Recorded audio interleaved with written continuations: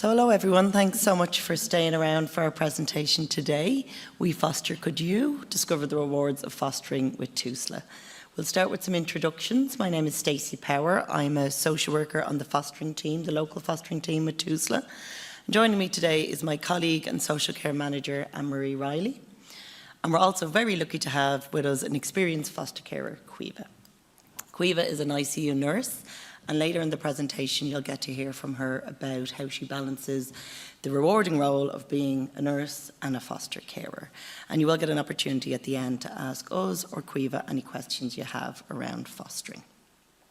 So as you may have heard, Tusla is experiencing unprecedented demand for our services. And as a result, we have, I suppose, an ongoing and urgent need for foster carers in every county in Ireland. And children of all ages need foster care. We literally have children that are newborn, a couple of days old, coming straight from the maternity hospital, sadly, to toddlers and every single age range right up to 18 years of age needing foster care. And some of our more vulnerable children may have mild to complex medical needs. So it's really important for us that we have more people like Caoimhe who have medical training, because not only do you guys have the, I suppose, the transferable skills and qualities that we're looking for, but also you can benefit these children in many different ways, and you can make a massive lasting impact on their young lives. So our hope for today's presentation is that you go away being a bit more informed about fostering in general, but also if it's not for you, that's okay, if you help us spread the word through your networks that local children urgently need local foster carers. So I'll hand you over to Anne-Marie now, who's going to start the presentation.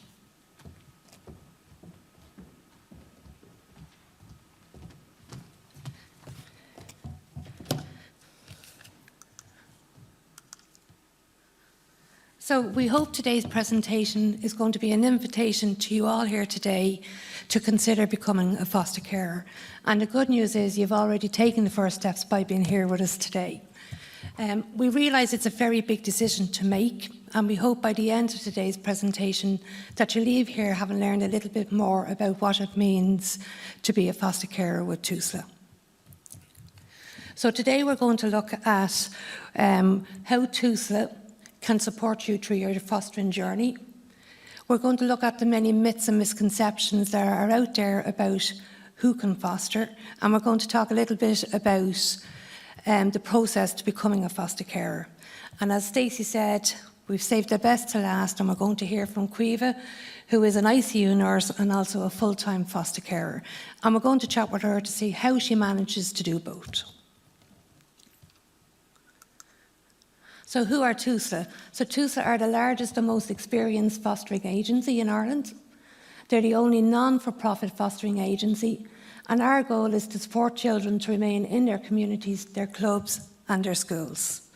Having a foster carer in a child's own community who can offer a home with love and protection, whether it be for a short period of time or a long period of time, has a huge difference in that child's life and can often change their own life trajectory. So some statistics here that might be of interest. Tusla receive 90,000 child protection referrals each year, so that's about 1 in every 10 minutes. We have 5,600 children in the care of Tusla. 9 out of 10 of them are in foster care, which is a really great number to know that most of these children are living within foster families. We have 3,967 foster carers in Ireland, and Tusla carers are diverse and come from all walks of life. So, as Stacy said, children come into care from all ages, from newborns all the way up to late teenage years, and come from every county in the country. And some of the reasons why they might come into care would be parental mental health, parental addiction, physical abuse, child sexual abuse, emotional abuse, neglect, and children with a disability or medical needs. And sadly, most children experience more than one of these at any one time.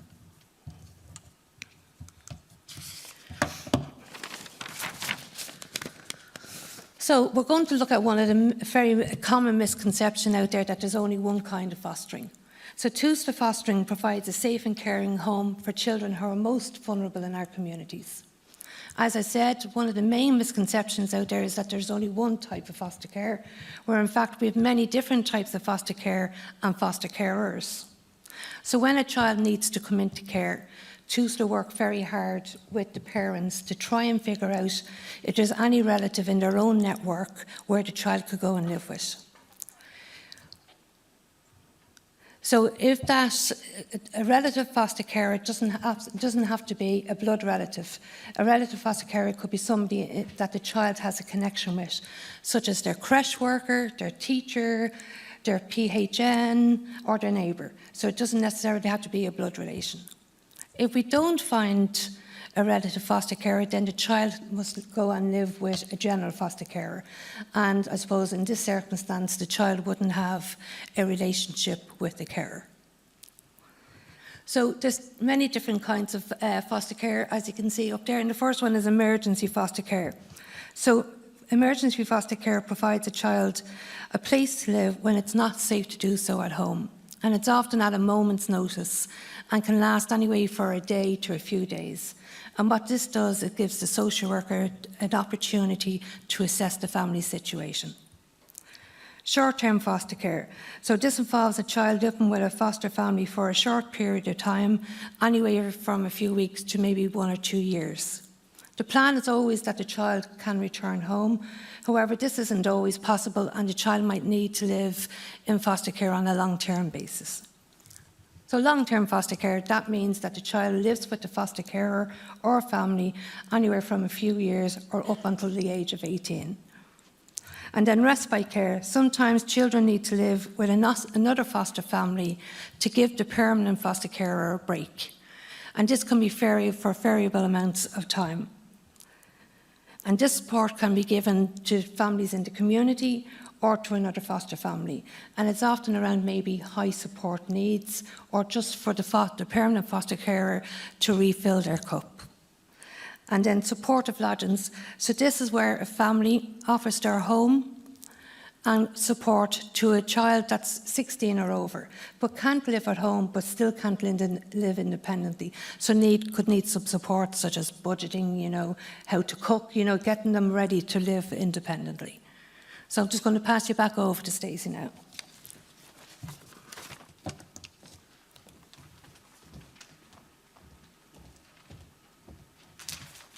Thanks, Anne-Marie. So as Anne-Marie said, there's many misconceptions and myths out there about who can and can't foster. So what we've tried to do today is to just pull some of them together to give you an idea of what they are. So sorry, I'm finding it a bit hard to see that one. I might just grab that microphone if that's okay.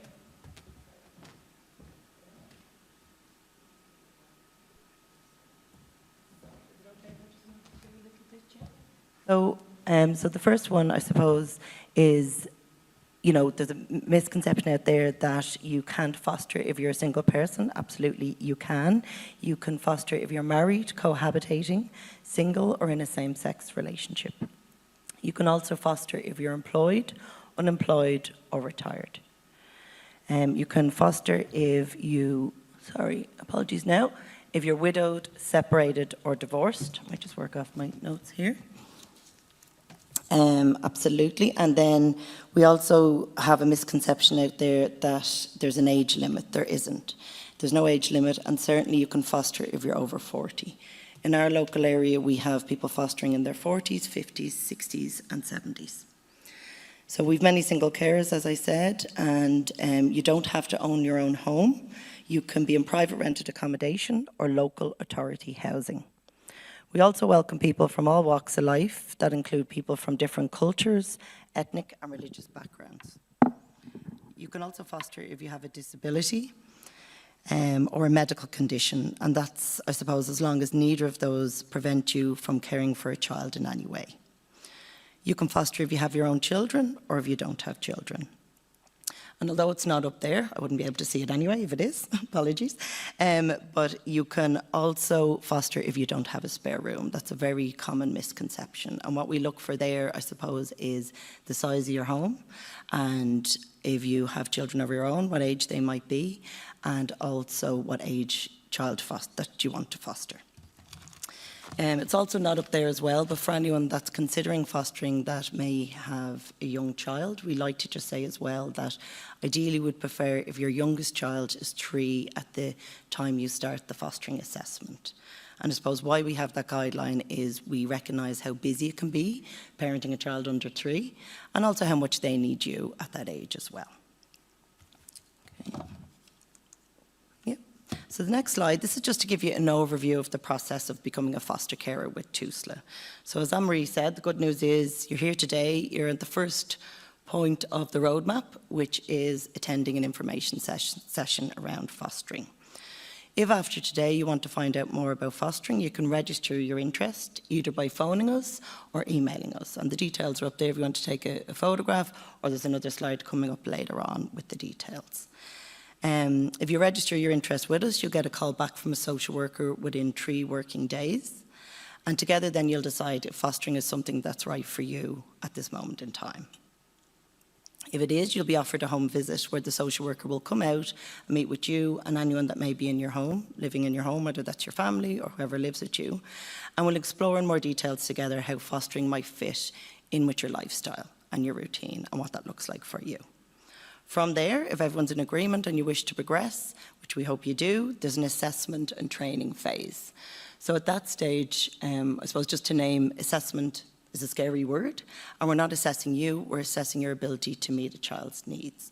So there is a phase, I suppose, where we do have to get to know you, we do have to ask questions, and I suppose the reason for that is these children that we're supporting are coming from very vulnerable, risky situations, and we want to make sure whichever family or individual we put them with is safe and consistent. So that's the reason around the assessment. As I said, during the initial assessment stage, we'll also talk in more detail to anyone in your home. So again, if you have children of your own, we'll speak to them individually or as a group just to get their thoughts about fostering and to help prepare them for the role of a foster family. So you'll see at this stage of the assessment and training, there are some standard checks that we do. So you'll be very familiar probably with guard vetting. So that's a standard check that we do. And there's some other checks such as medical checks that we do with your consent. It's sending a standardised form to your GP just to get a sense of do you have any medical needs. And that's not to rule you out. It's just to be able to have a conversation to say, so you have a medical condition, let's talk about that. Would that impact on your ability to care for the child in any way? If so, let's talk about that and let's work around it. At that stage, you'll also be offered training, and the purpose of the training is to prepare you for the role. So it's to prepare you for being a foster carer, but it's also to connect you with like-minded people who are on that fostering journey. Once your training and assessment is completed, again with your input and approval, we write up a report. The social worker writes up a report that completes your assessment, and that report gets presented to the foster care committee. So the foster care committee is a mix of different people. It's, I suppose, social worker, manager. There may be someone on there who's grown up in foster care that can really talk about their experience and give that viewpoint. There may be an experienced foster carer on the committee, and there may be other professionals such as a public health nurse. And the reason we have that committee is we want it to be a shared decision. We don't want just one person deciding whether you can be a foster carer. So once approved, you're finally a foster carer, ready to open your heart and home to children. And I suppose whenever we talk to foster carers who are newly approved, they just say it's such a magical day and a day for celebration, and it really feels quite rewarding for them. Okay, so we're going to get to Cuevas soon. And before we do, I just wanted to go through some of the many supports that we offer our approved foster carers. So you'll see up there, each foster carer gets a fostering social worker. So the role of the fostering social worker is to provide whatever support the foster family or foster carer needs. So whether it's practical or emotional support, or preparing them for what we call a placement, a child coming to your home. You'll see there child social workers. So every child in care should have their own social worker, and their role is really to build a relationship with the child, but also to be that connection back to the birth family. So part of their role would be to organise access visits between the child and their birth family, and if needed, they may supervise that access visit. We spoke a little bit about the initial training during the training and assessment phase, but there's also lots of ongoing training and development opportunities and support. So they're offered regularly across the different areas, and if you have any specific needs or the child has any specific needs, we can try and link you in with bespoke training. We also offer an out-of-hours 365 days a year support line. And I suppose what that is, it's a security blanket. Not many of our foster carers end up using it, but it's good to know that it's there, because if a crisis or something happens, or you just need to debrief with someone over the phone and it's outside social work office hours, there's somebody there at the end of the phone to support you. There's additional supports for children that are in your care, so that would be on a case-by-case basis, but an example of that might be therapeutic supports if the child needs it. Every child in care is entitled to a medical card, so they'll come with a medical card, or we'll get that sorted for them as soon as possible. And then if you're doing short-term or long-term fostering, as Anne-Marie said, you're entitled to child benefit after 6 months. So child benefit is in addition to the fostering allowance, which is a weekly allowance. It has just increased there recently. And you can see, I think we have it up there, the fostering allowance is €350 currently per week for under 12s, and €377 for children over 12 years of age. And doesn't affect your social welfare benefits, and you're not taxed on that as an income. Did I miss anything there? Just a support group. So there's many different support groups running across different areas. That could be for, coffee mornings. I know we do that in our area. Support groups for dads, support groups for foster mums, and we even have in some areas support groups for children who foster. So that's just another support that's offered to our foster families. Okay, so at this point of the presentation, we will invite Caoimhe into the conversation, and the star of the show. No pressure. Just move over here.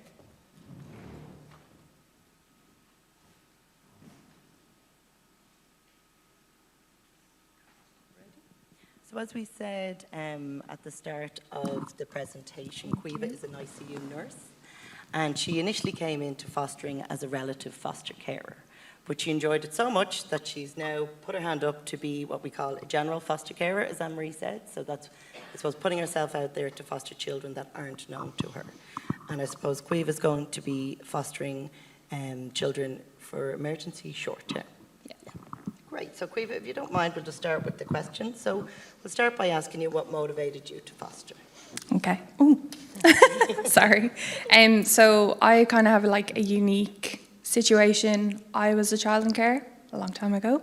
And when I was a little baby nurse in the height of COVID, I got a phone call asking to be a relative foster care for my sister.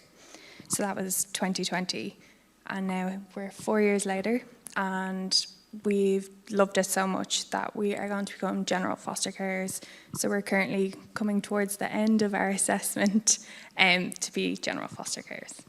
Fabulous. So yeah, I know what we were saying earlier on when we were going through the questions with Caoimhe. It's just so amazing that she can offer her heart and home to her sister, but also now to other children and give them, that life-changing experience.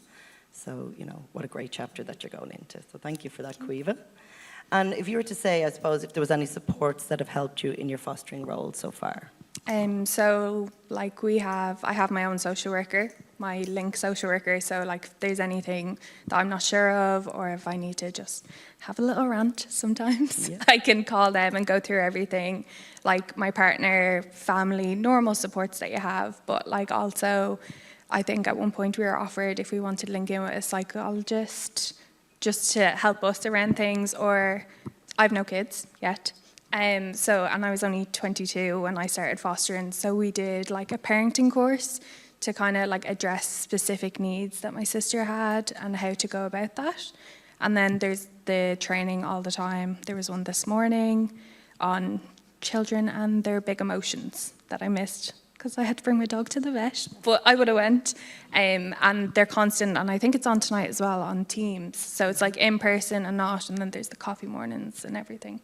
And then for the child, if they need anything like physio or OT or counselling or anything, Tusla will organise it for them. And I think the beauty about training is you may not need that piece of training right now, but it's like you put it in your little toolkit, for the day that you might need it, if you fostered another child that had different sets of needs, that training that you did recently might help then. Yeah, absolutely. And yeah, also to mention that it is optional, you know. Yeah. The first one, we do have to get you trained up as a foster carer, but after that, you can pick and choose what really interests you and what suits you either now or in the future as well. Yeah. Okay. And I'm sure there's people here today that are thinking, Caoimhe, how do you get the balance between being an ICU nurse and a foster carer? Well, I work full time. I and Maeve, my sister, is 17. So like we tag team it, you know, during COVID it was easier with work from home, but like I do shift work, so we work around it. I can swap out my shifts. Like I've done 2 college courses while she's lived with us. I do everything that normal people do. Yeah. And that's a common misconception, just to name that as well. The people think it is life-changing, but your life doesn't have to change. You know, it doesn't have to be this big upheaval. It has to fit into your life, and that's why we do have the assessment process to make sure it's going to work for you. And what an achievement that you're able to achieve all of that while still being a foster carer as well. And through COVID. Yes, which is a challenging time for everyone, let's be honest.